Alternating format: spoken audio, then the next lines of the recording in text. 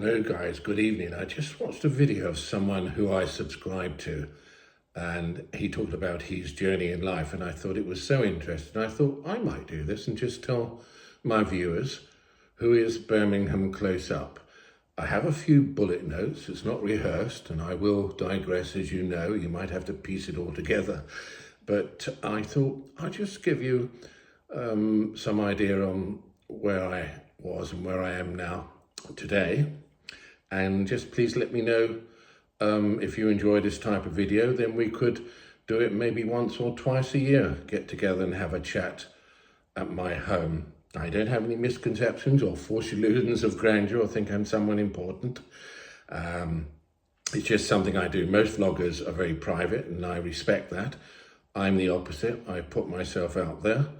I go public, and I thought, well, I'd let you know a little bit about my journey in life. If you're not interested, you don't have to watch it. If nobody watches it, then that's fine. If one person watches it, then I'm happy.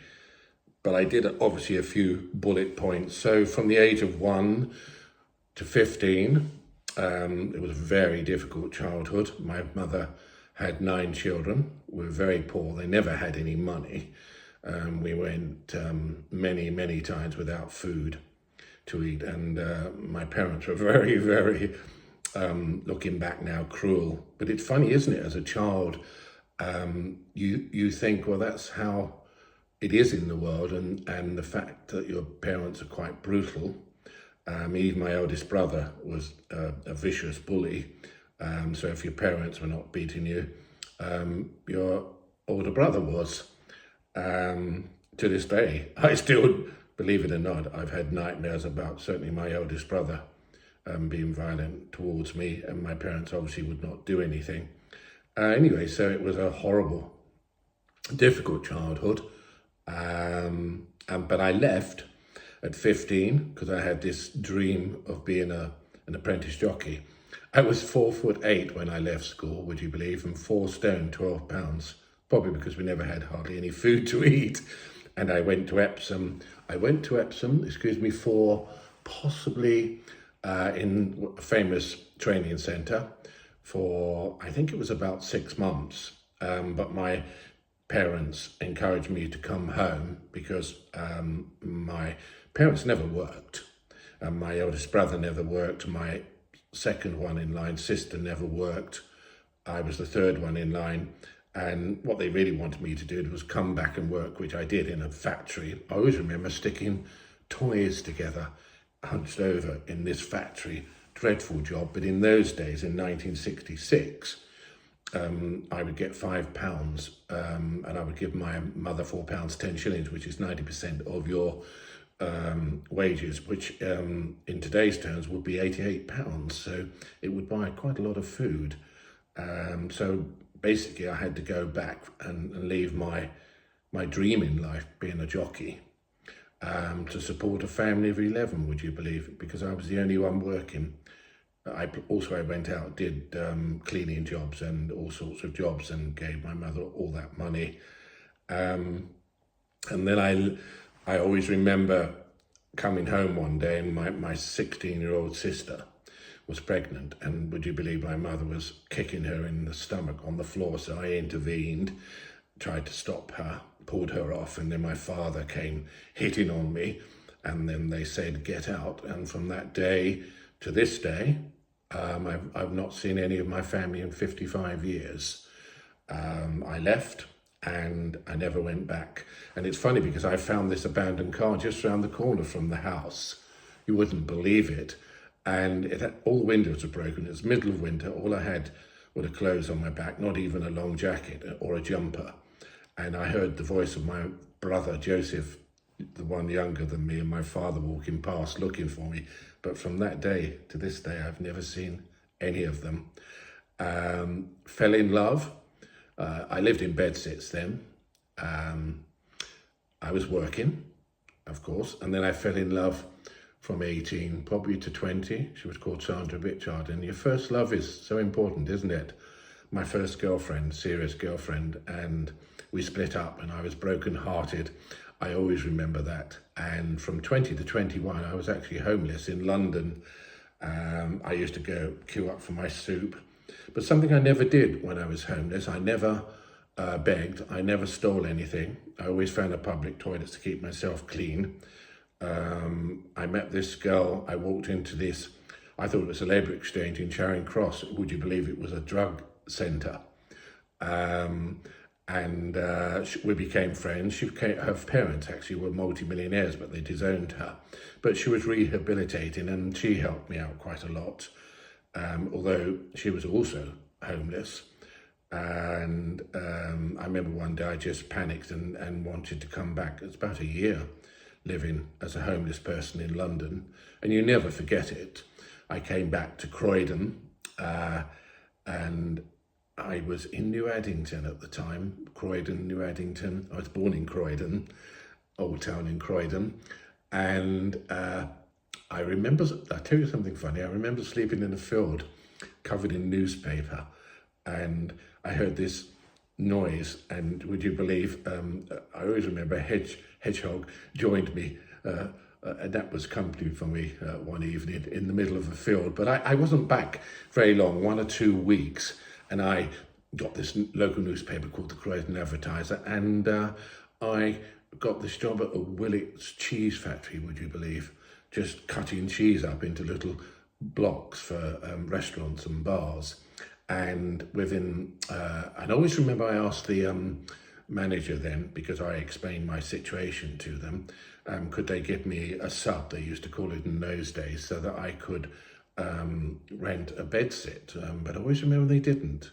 I think they used to keep a week in hand also, which wasn't very nice of them. I didn't leave, I stayed, and when I got my first wages 2 weeks later, I remember getting the Croydon Advertiser, and I found this bed sit, 36 Chatsworth Road, East Croydon, and I had my first home in a year.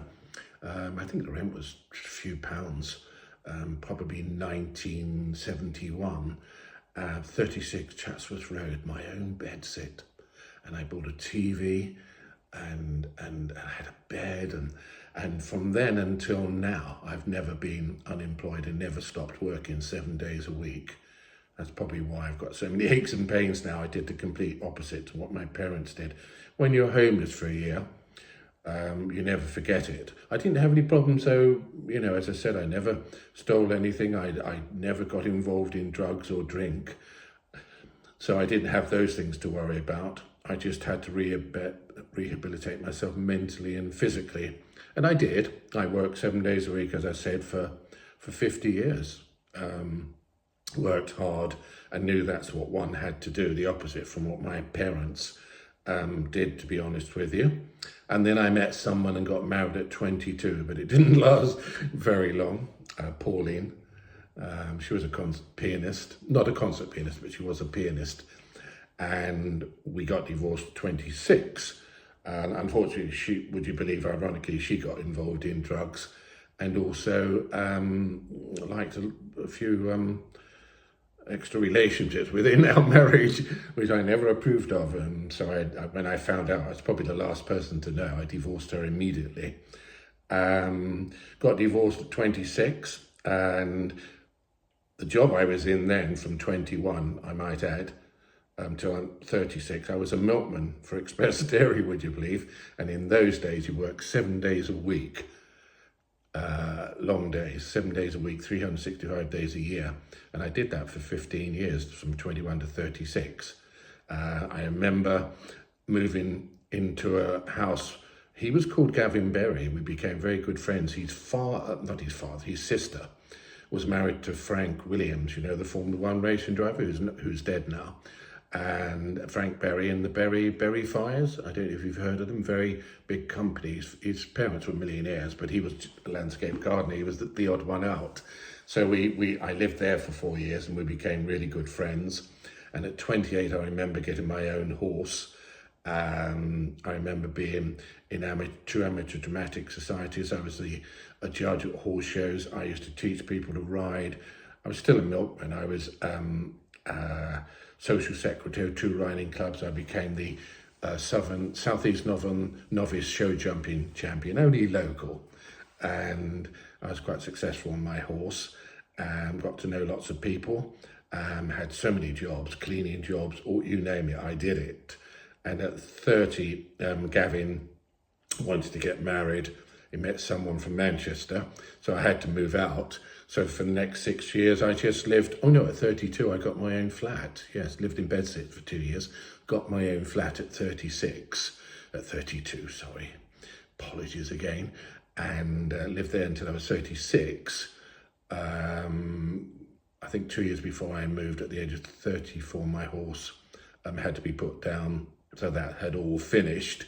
And then I thought, well, I want to pursue my second love, singing. So I was looking through the national newspapers for a couple of years and found out that Lincoln was the cheapest place in England. And I travelled there with my girlfriend then, Cynthia, and we looked at a detached bungalow, would you believe, for £27,000. And that was in 1987 I moved there. And it was, I transferred one of the rooms, I converted it into a studio, and I sang for a year professionally, and all the money that I got from my concerts I donated to St Barnabas Hospice. Every Monday morning I go to NatWest Bank after my weekend concert, so that was wonderful. But then I had a nodule on my throat, and unfortunately I had an operation, and the doctor made quite a serious mistake and damaged all my vocal cords. So I always say my life ended that day. It broke my heart. And Dr. Mallet said I would be singing in 2 years. Unfortunately, he let his junior doctor do the operation. I didn't find out until 4 years later. And I couldn't talk for 2.5 years. And even now, to this day, I still get pain talking, and I have coughing every time I talk too much and eat. My meals, I cough for 2 hours afterwards, would you believe, 35 years later. So that's what they left me with, unfortunately. It broke my heart.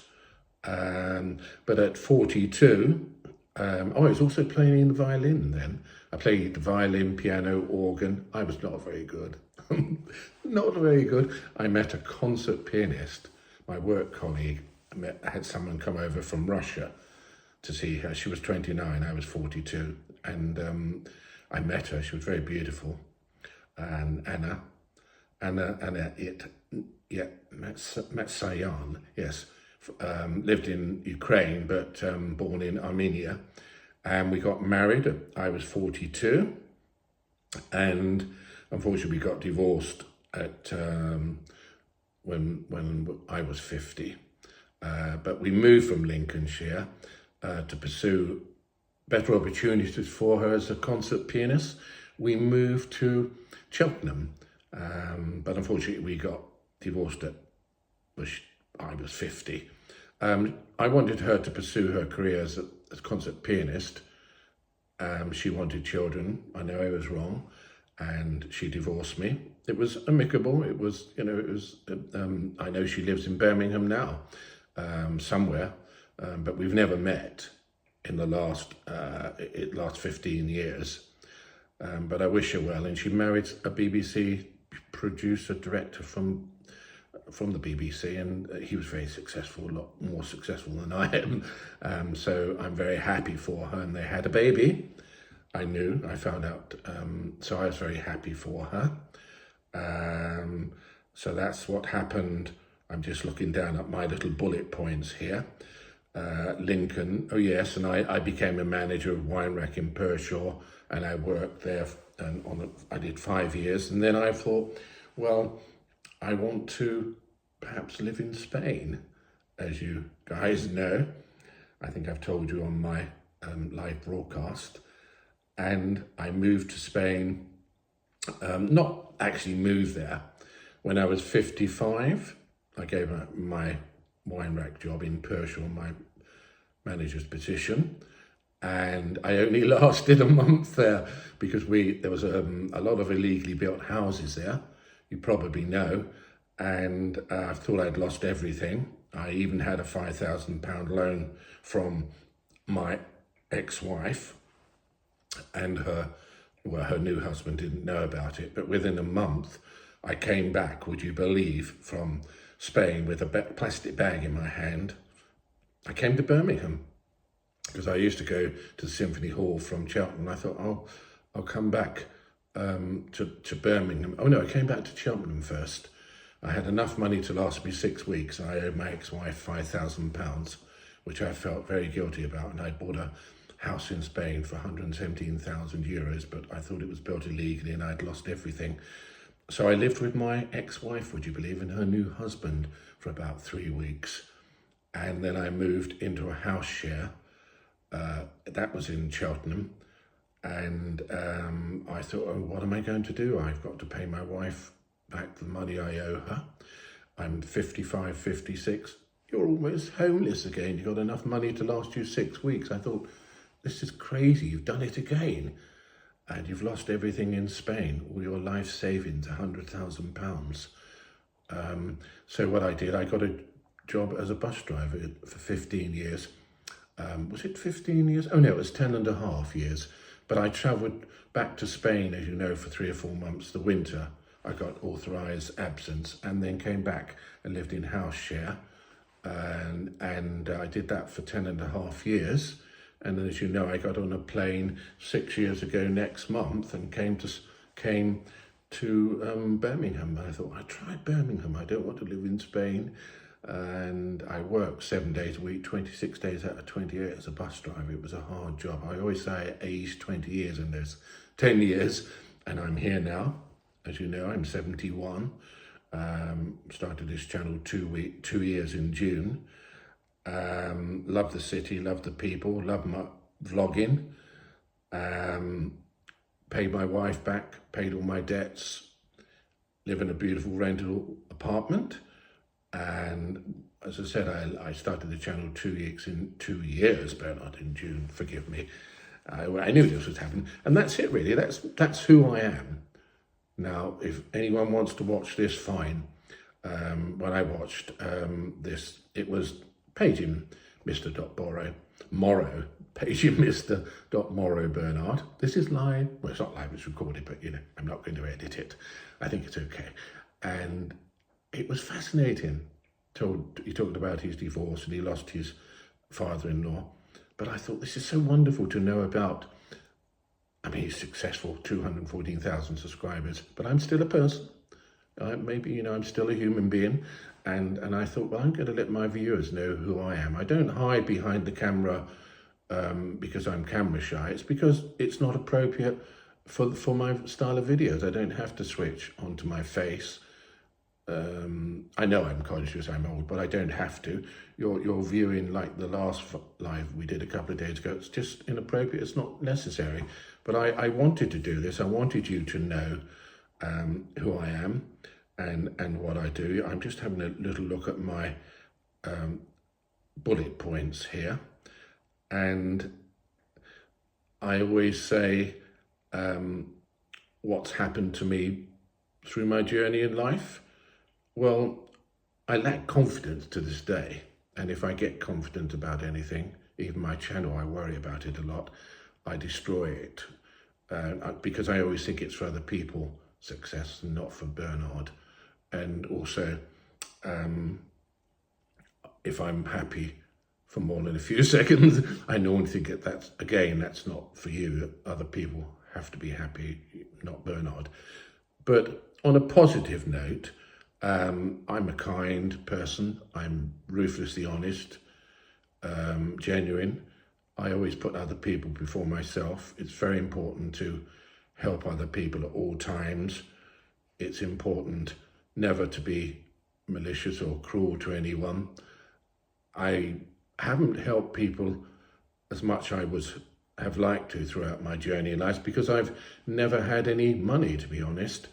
I'll tell you a short story I did once. I watched this documentary, Wages of Life it was called, in Vietnam, Phnom Penh, and this director, professional, she made a film of, they had 2 children. They worked so hard, this couple in Vietnam, Phnom Penh, and it made me really sad. They have such a hard life. And I thought, I know what I'm going to do. I'm going to contact the filmmaker, which I did, and she lived in Phnom Penh. She became friends with them, and she set up a bank account for them, And I remember sending them $500, which is like 3.5 months' wages in Phnom Penh.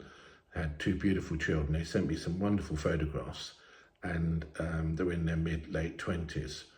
They'd had all sorts of problems, and I got a beautiful letter back from them. I'm not sure where it is now, but I never did get it translated. So there's just little things I did. And I remember once when you had the earthquake, maybe 7 or 8 years ago, and I'd worked 26 days out of 28 and I was exhausted, but I went in to see the, it was Stagecoach manager, and said, can I work tomorrow? Because I'd like to work on Sunday and donate the money to the earthquake appeal. And he said, okay, fine. So anyway, I got £100 gross, but £70 net. And there was this elderly gentleman, it was pouring with rain outside House of Fraser in Cheltenham. And he had this little bucket collecting money for the earthquake appeal. And I walked up and I just very briefly said to him, look, I've just worked today and I'm going to get £70 next week net. So I'd like you to have this. And I put this £70 in his bucket. And he was so touched. He was running up and down telling his colleagues. And you get so much, don't you, from giving to other people. So those are important things in life, but I wished I'd done a lot more. I'm going to end now, guys. This wasn't rehearsed. As I said, I had a couple of bullet points and a famous quote, one of my famous quotes also. We talk about not being confident and cannot understand why I should be happy. Tennessee Williams quote, remember, he said, lose my demons and I might, kill my demons and I might lose my angels. That's beautiful. So I think that's probably sums me up, puts me in perspective. I hope you enjoyed this, guys. If you do enjoy it, let me know. We can do this a couple of times a year. Thank you, Paige and Mr. Morrow. I thought it was fascinating, you speaking frankly. And I'm not Mr. Morrow. I'm just ordinary Bernard Carroll with a tiny little vlogging channel. And we might build it up to many, many thousands one day, guys. It's up to you guys out there, my wonderful subscribers. And imagine we could look back on this video. But I look forward to seeing you in Centenary Square, 2 o'clock on Saturday. We're not going to film from 11 to 2, the King's coronation, because that would be absurd. You can watch it at home, the best seat in the house. I would go out at 2 o'clock and film all the celebrations around Birmingham for you, and from midday on Sunday. Now, I did say to you in the notes, remember, guys, I'm going to do a 10-minute trial video, and if it's shocking the live broadcast because of buffering, I will switch over to non-live and post it immediately I get home. Take care, everyone. Look forward to seeing you next Saturday. Goodbye.